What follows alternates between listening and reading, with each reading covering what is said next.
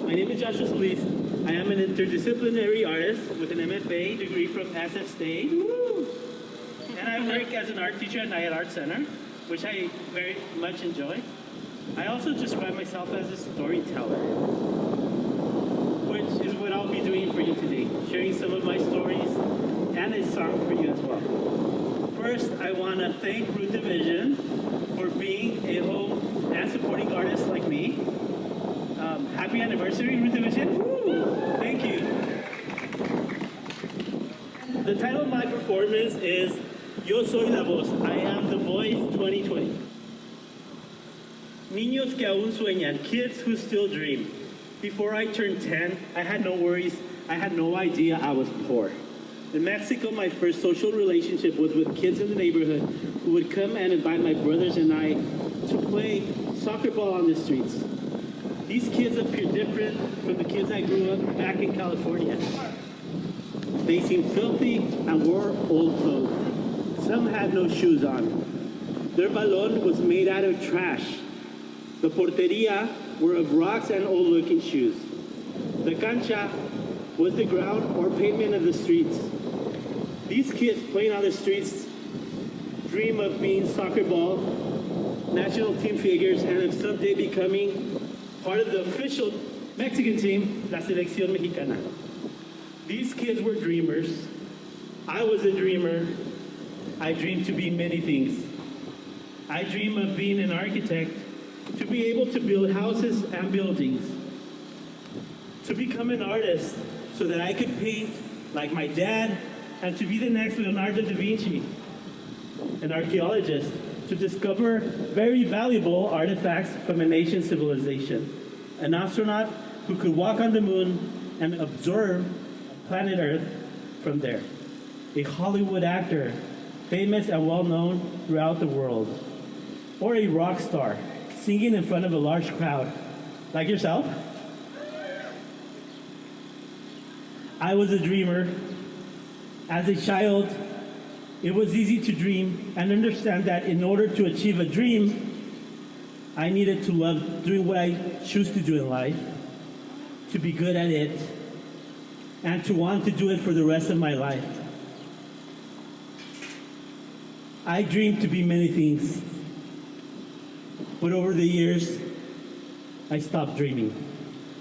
Christmas of 1988. Every year, St. Mary's of the Assumption Catholic School in Santa Maria, California, as a good gesture of charity, gave Christmas gifts to poor families in the community.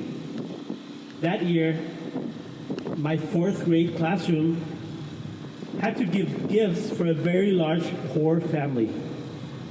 I bought gifts for a boy in that family who would soon be 10 years old. I was told that that boy, just like me, liked to play basketball. So with all my savings, I bought him a Spalding basketball and made him a handmade Christmas card. On that card, I drew 2 children, one wearing normal clothes and the other one barefoot and with ripped pants. In the drawing, the boy with the good-looking clothes hands a basketball to the other kid who looks filthy. In that card, I wrote to that kid in large letters, "I'm sorry you are poor." I was only a kid. It felt right. I felt great to know that I could help someone to have a Merry Christmas. I thought this would make Christmas more meaningful that year. Yes, the meaning of Christmas changed for me that year. On December 23rd, early morning, I went to my home garage to get some things, but the garage was locked and the keys were nowhere to be found. So I went inside through the garage window. I found a lot of boxes wrapped in Christmas paper. There were too many gifts. I had never seen so many gifts in my life, labeled with my brother's names and mine. I thought, my dad is doing well at work, and thank God my brothers and I have been good this year. Then, when I was about to leave, I saw many Christmas cards, and among them, one very similar to the card that I made for that kid that was poor. Yes, it's the card I made for him, I thought. Then I read out loud what I had written in big letters. I am so sorry you are poor. And there I realized that I had made that Christmas card to myself. I had written to myself that I was poor and drew myself with old clothes, giving myself a basketball that I could not afford for many years. It was very painful to read that card and through it to find out that I was poor. It was like if part of my childhood and innocence had been stolen from me. I had removed the blindfolds myself. From then on, I realized that in the school, I would be that poor Latino kid who wore second-hand clothes and shoes, that life would not be easy for me and my brothers in this country. Working between two lands. I began to work when I was 12 years old, supporting my family economically, either in Mexico or in the United States. We were always on the road, in a constant migration between the two countries.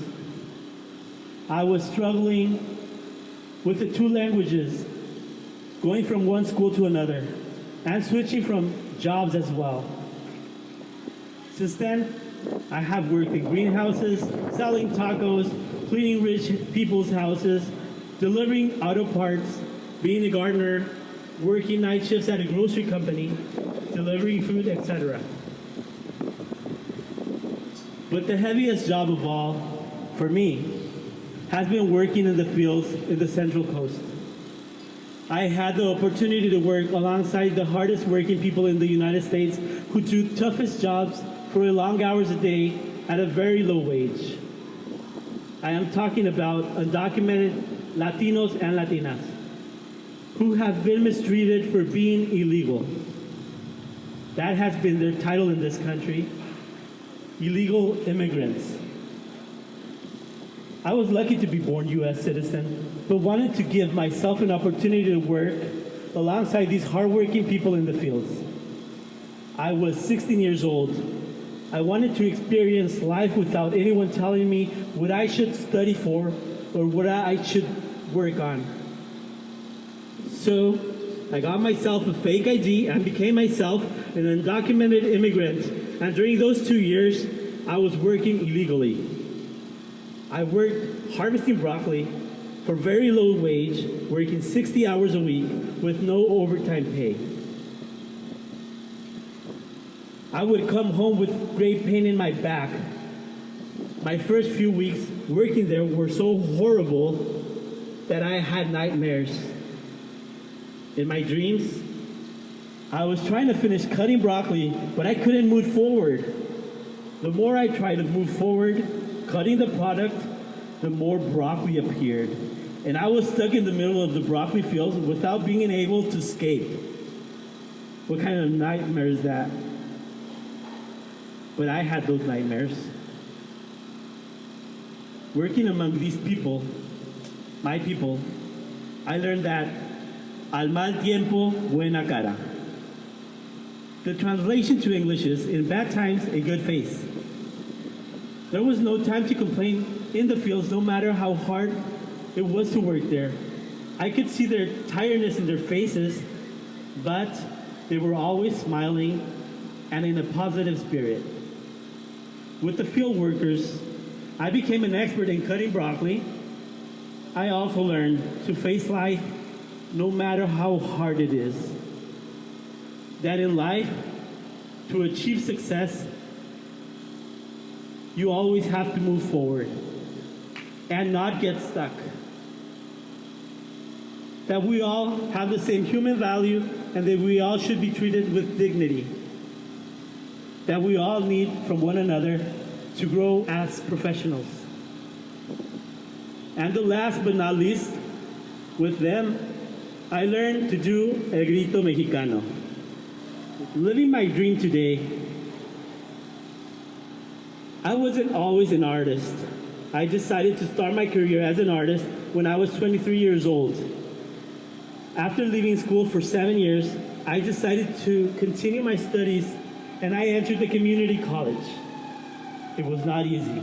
It took me a long time to readjust to school. It took me 30 years to finally achieve my dreams from when I was little.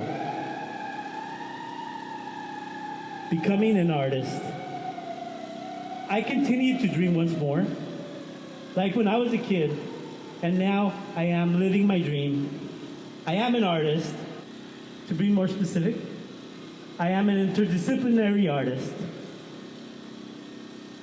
But let me rephrase that. I am a Latino interdisciplinary artist. What does it mean to be a Latino interdisciplinary artist? Well, first, let me explain to you, what do I do? Well, I still dream, I daydream, I imagine, I reimagine, I draw, I paint, I do sculpture, I do photography, I do performance, I write stories, I tell stories, I write my own songs, I sing, I make music, I play guitar, I play the piano, I do acting, I do video, I make sound art, I am a husband, I am a choir director at my church, I work for sheep sometimes, I do the grito mexicano, and I sing corridos. Corridos are the voice of el pueblo. To me, to be a Latino interdisciplinary artist means just that. That I am the voice. I am the voice of mi gente latina, and this voice empowers me to echo the forgotten stories of many. Now, with this grito mexicano, I would like to offer my respect and admiration to you, gente latina, here in the United States and around the world. Through my stories, I can tell the world your stories. My voice is your voice. Este grito mexicano es para ti.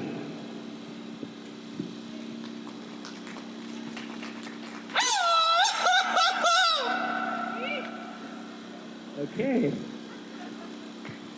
This other grito mexicano is for all artists in the Bay Area. I know how hard it is to be an artist. And this grito mexicano is also for Root Division, which for 20 years has been the home of Bay Area artists. So this grito is for you.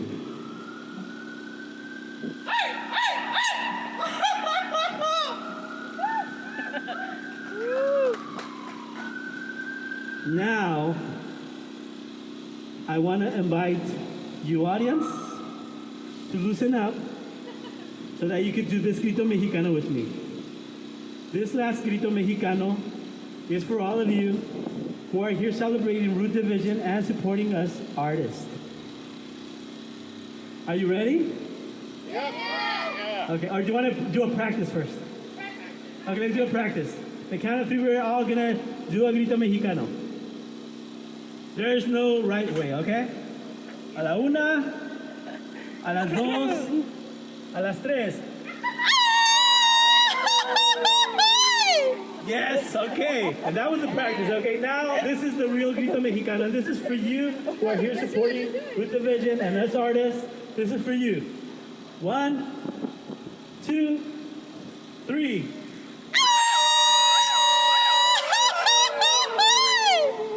Yeah. I wanted to invite someone from the audience who wants to do a grito mexicano while I'm doing the song. And I'll give you instructions up here. So, any volunteers? So this is the last part of the performance. And I hope you enjoyed. So, a big applause to my volunteers here. So this song that we'll be singing in Spanish is my newest song titled El Corrido de Eduardo Moreno. So this corrido tells the story of mi compadre Lalo, sexual.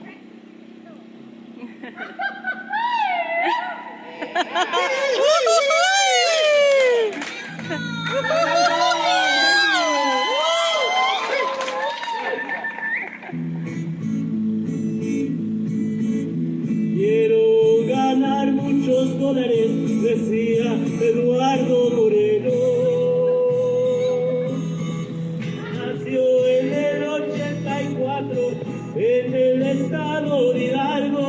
Dicen que anda pa'l norte sin visa ni pasaporte. Quiero ganar muchos dólares, decía Eduardo Moreno. Tiene el sueño americano, la aneja medio locochón, ha librado de 3 accidentes, trabajó en la construcción. Texas, Georgia y Nueva York, hoy lo han visto allá en Califas, chingándole en el forklift, dando vueltas bien cabrón. Salió chistosito el hombre, culero de corazón.